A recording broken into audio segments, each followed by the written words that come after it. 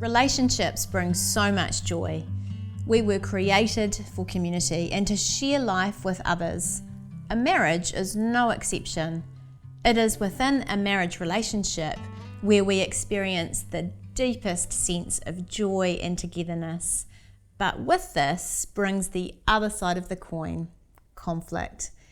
And this has the potential to hurt your marriage deeply. This is because your spouse is the most significant other on earth, the most important person, the closest human relationship you will ever know. Your spouse knows you better than anyone else and probably sees you clearer than you see yourself. And their opinion of you and their love of you matters a great deal. Think back to that picture of the unity between a husband and a wife being essentially like you are glued together.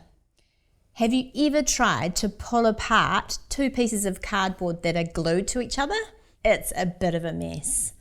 While you are in a conflict situation, it can feel a bit like you are coming undone. All married couples will have conflict from time to time. This is not if, but rather when. And it is not a sign that you are failing or your marriage is coming undone. Healthy couples approach conflict situations in a fair way that above all else fights for restoration and unity. The opposite of this is fighting for victory. When this happens, you can often end up fighting over the very way in which you are managing the conflict. You can easily lose sight of what the actual issue was in the first place. Listen to James 1:19. Everyone should be quick to listen, slow to speak, and slow to become angry. James encourages us to listen carefully. We are often quick to argue back and make a point or to keep sharing our own opinion until we win. We read in the book of Proverbs, chapter 18, verse 2, "A fool finds no pleasure in understanding, but delights in airing his own opinions." A fool says, "I don't really care what you're saying, but I want to tell you what I am thinking." In this frame of mind, we fail to listen well and focus on our own victory. Like in the good communication example from the previous video, to maintain unity and prioritize us rather than me, a practical tool here is to stop, listen fully, and repeat back to our spouse what our spouse has just said.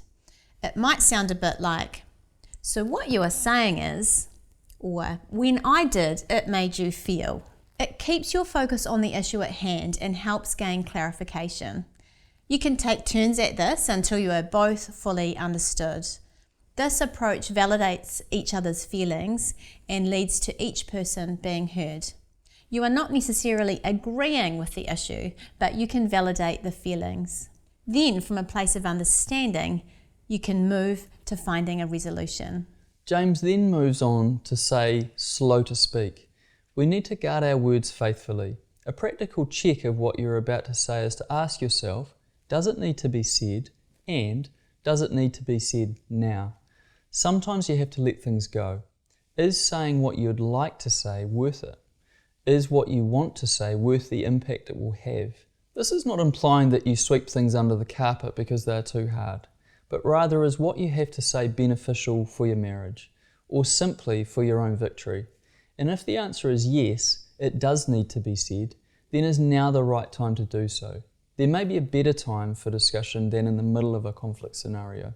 While you are preparing for marriage, it is a great time to make some commitments to each other for what is and is not okay when you are in a conflict scenario. Things like, I will not call you names, I will not raise my voice, I will not bring up things from the past, I will avoid using never or you always. Commit to simply telling the truth and not the worst case scenario or an amplified version.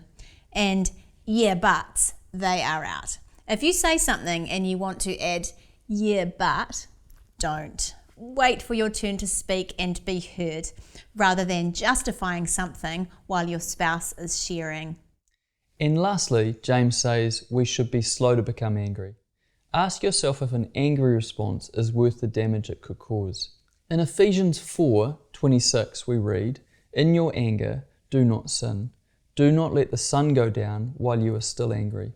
Anger in and of itself is not the problem, but in anger you can fall into sin.